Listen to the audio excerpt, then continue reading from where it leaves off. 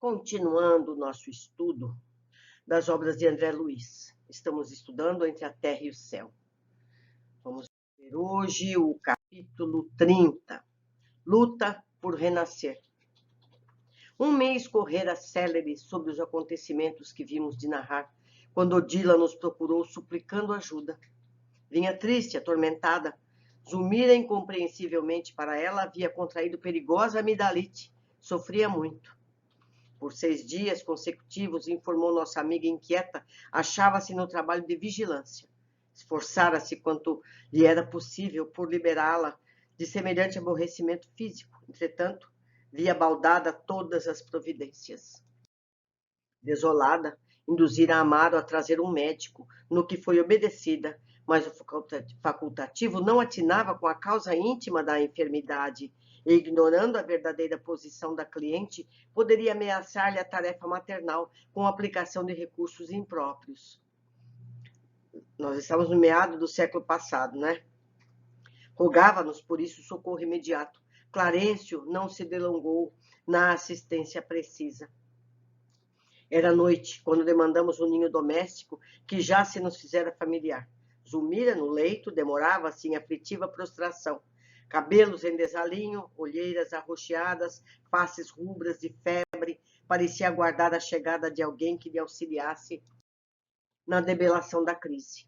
A supuração das amígdalas poluía-lhe o hálito e lhe impunha dores lacinantes. A pobre senhora apenas gemia, semi-sufocada, exausta. O esposo e a filha desdobravam-se em carinho, procurando reanimá-la, mas Zulmira, que deixáramos 30 dias antes corada e bem disposta, revelava-se agora profundamente abatida. Drogas variadas alinhavam-se em prateleiras próximas. Nosso instrutor examinou-a cuidadosamente e, percebendo-nos a admiração, disse comovido: Zulmira reclama nosso concurso diligente. Precisamos garantir-lhe o êxito da missão esposada. Carinhosamente aplicou-lhe recursos magnéticos, detendo-se de modo particular na região do cérebro e da fenda glótica. Lembra do caso de Júlio? Né? A doente acusou melhoras imediatas, reabilitou-se, movimento circulatório. A febre decresceu, propiciando-lhe repouso e sono reparador. Surgiu, por fim, favorecendo-lhe a recuperação. Hilário indagou sobre a causa da moléstia, insidiosa, que tão violenta se apresentara, ao que Clarencio respondeu seguro. A questão é sutil. A mulher grávida, além da prestação de serviço orgânico à entidade que se reencarna, é igualmente constrangida a suportar-lhe o contato espiritual, que sempre constitui um sacrifício quando se trata de alguém com escuros débitos de consciência. A organização feminina, durante a gestação, sofre verdadeira enxertia mental. Os pensamentos do ser que se acolhe ao santuário íntimo envolvem-na totalmente, determinando significativas alterações em seu cosmo biológico. Se o filho é senhor de larga evolução e dono de elogiáveis qualidades morais, consegue auxiliar o campo materno, prodigalizando-lhe sublimadas emoções e convertendo a maternidade habitualmente dolorosa em estação de esperanças, alegrias intraduzíveis. Mas o processo de Júlio, observamos 2 almas que se ajustam às mesmas dívidas e à mesma posição evolutiva, influenciam-se mutuamente. O ministro fez longa pausa, tornando os passes a benefício da enferma. Odila acompanhava-o atenciosa. De todos nós, parecia ela a mais preocupada com as lições ouvidas. Identificava-se-lhe o interesse de tudo aprender para tornar-se ali mais útil.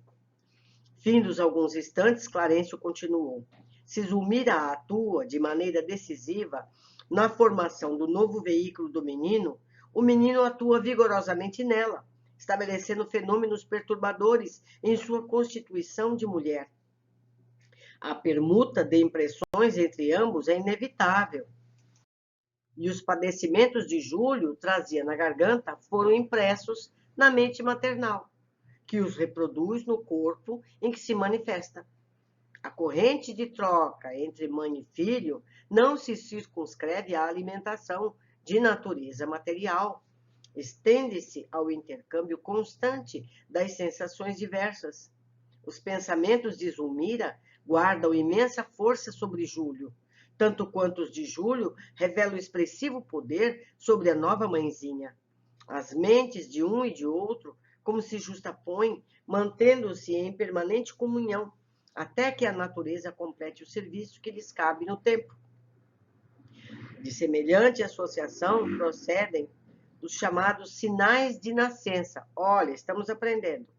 Certos estados íntimos da mulher alcançam, de algum modo, o princípio fetal, marcando-o para a existência inteira. Olhe só. Por isso, as gestantes têm que ser protegidas.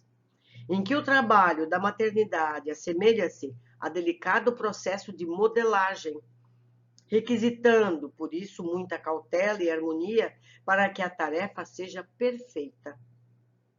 Em seguida, o ministro, com devoção paternal, levou a efeito diversas operações magnéticas de auxílio à cavidade pélvica, afirmando a necessidade de socorro ao útero em vista do complicado e difícil desenvolvimento de Júlio reencarnante.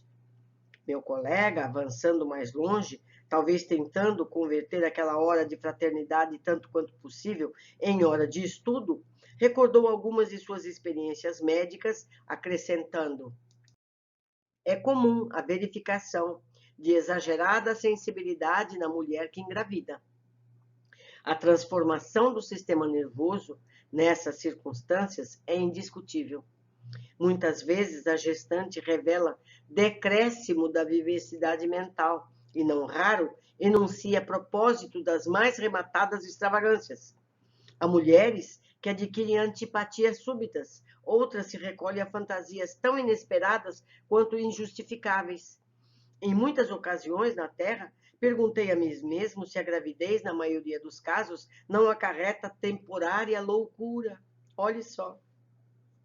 Esse Hilário dizendo, hein? Não vamos esquecer. O orientador sorriu e obtemperou. A explicação é muito clara. A gestante é uma criatura hipnotizada a longo prazo. Tem o campo psíquico invadido pelas impressões e vibrações do espírito que lhe ocupa possibilidades para o serviço de reincorporação no mundo. Quando o futuro do filho não se encontra suficientemente equilibrado diante da lei, e isso acontece quase sempre, a mente maternal é suscetível de registrar os mais estranhos desequilíbrios, porque à maneira de um médium estará transmitindo opiniões e sensações da entidade que a empolga. Afligia-me observar, lembrou Hilário com interesse, a inopinada aversão de muitas gestantes contra os próprios maridos. Eu já vi isso. Sim, isso ocorre sempre que um inimigo do pretérito volta à carne, a fim de resgatar débitos contraídos para com aquele que lhe servirá de pai. Temos, contudo, os casos, ponderei curioso, em que na ribalta do mundo vemos filhas que foram evidentemente fortes desafetos das mães, em passado remoto ou próximo, tal a animosidade que se lhes caracteriza as relações. Reparamos que, em tais ocorrências, as filhas são muito mais afins com os pais, vivendo psiquicamente em harmoniosa associação com eles e distanciadas espiritualmente das mãezinhas, que por vezes tudo fazem debalde para quebrar as barreiras de separação. Em ligações dessa natureza, surgirão obstáculos à reencarnação? Florencio fitou-me de maneira significativa e respondeu: de modo algum. A esposa, por devotamento ao companheiro, cede facilmente à necessidade da alma que volta ao reduto doméstico para fins regeneradores, e em se tratando de alguém com imensa afinidade junto ao chefe do lar, vê-se o marido docemente impulsionado a oferecer maior coeficiente afetivo à companheira, de vez que se sente envolvido por forças duplas de atração. Sob dobrada carga de simpatia, dá muito mais de si mesmo em atenção e carinho, facilitando a tarefa maternal da mulher. A elucidação clara e lógica satisfez-nos plenamente. Palestramos ainda por alguns minutos nos quais o nosso orientador ministrou variadas instruções a Odila, habilitando-a para socorros de emergência. Regressamos edificados ao nosso círculo de trabalho comum. No entanto, depois de alguns dias, a primeira esposa do ferroviário tornou até nós, solicitando nova intervenção. Zulmira informou aflita, atravessava estarrecedora crise orgânica. Vômitos incoercíveis perturbavam-na cruelmente. Não tolerava a mais leve alimentação. O sistema digestivo apresentava alterações profundas. O médico agia baldadamente, visto que o estômago da enferma zombava de todos os recursos. Não nos delongamos na excursão do trabalho assistencial. Revelava-se a gestante efetivamente em condições ameaçadoras. As náuseas repetidas provocavam a gradativa incursão da anemia. Clarencio, porém, submeteu-a a passes magnéticos de longo curso, prometendo que a medida se faria seguir das melhoras necessárias. Deveres diversos convocavam-nos à presença em outros setores. Ainda assim, depois das despedidas, Hilário perguntou pelo motivo de semelhantes fenômenos, que declarou ele em toda a sua experiência médica na Terra não conseguia explicar. Estamos certos de que a ciência do porvir ajudará a mulher na tarefa contra essa espécie de aborrecimento orgânico, asseverou o ministro com segurança. Encontrando definições de ordem fisiológica para tais conflitos, mas no fundo o desequilíbrio é de essência espiritual. O organismo materno, absorvendo as emanações da entidade reencarnante, funciona como um exaustor de fluidos em desintegração. Fluidos esses que nem sempre são aprazíveis ou facilmente suportáveis pela sensibilidade feminina. Daí a razão dos engulhos frequentes, de tratamento até agora muito difícil. Semelhante nota oferecia-nos valioso material de meditação. O tempo desdobrou-se semana após semana. Insistimos na visitação à residência de Amaro, de quando em quando convocados ou não para o trabalho, até que certa manhã Odila veio até nós com o júbilo de uma criança feliz, anunciando que o menino tornara a luz terrestre. De conformidade com a aprovação da pequena família, chamar-se-ia novamente Júlio. Comungamos da sua profunda alegria e com solidariedade dos amigos sinceros, voltamos a abraçá-lo. É interessante, aprendemos mais sobre os enjoos das gestantes. Vamos às observações, né? André e Hilário questionavam as razões de tal gravidade à amidalite de Zulmira e Clarencio detalha. A mulher grávida, além da prestação de serviço orgânico à entidade que se reencarna, é igualmente constrangida a suportar-lhe o contato espiritual, que sempre constitui um sacrifício quando se trata de alguém com escuros débitos de consciência. A organização feminina, durante a gestação, sofre verdadeira enxertia mental. Os padecimentos que Júlio trazia na garganta foram impressos na mente maternal.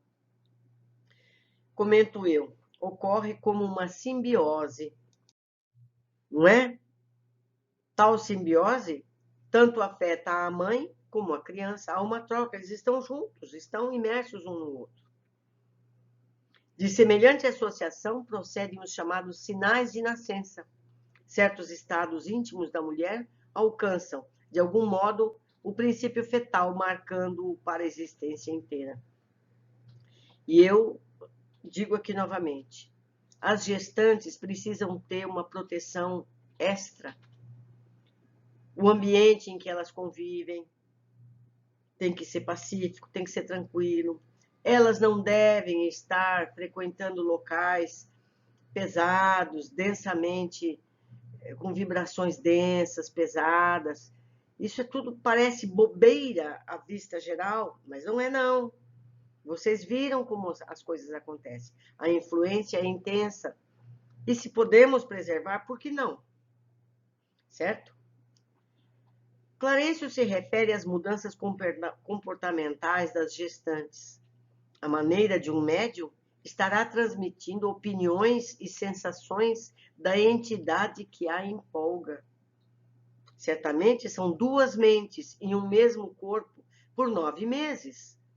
Mas isso depende muito da índole da criança que chega, não é? Seja como for, é uma tarefa importantíssima a de trazer alguém ao mundo. É uma dádiva ter essa possibilidade. Então, por mais difícil que possa parecer, devemos honrar essa possibilidade. Deixo aqui meu e-mail, a forma de fazer contato, porque eu espero que vocês comentem comigo todos esses capítulos para que possamos crescer juntos. Eu espero todos vocês no nosso próximo capítulo.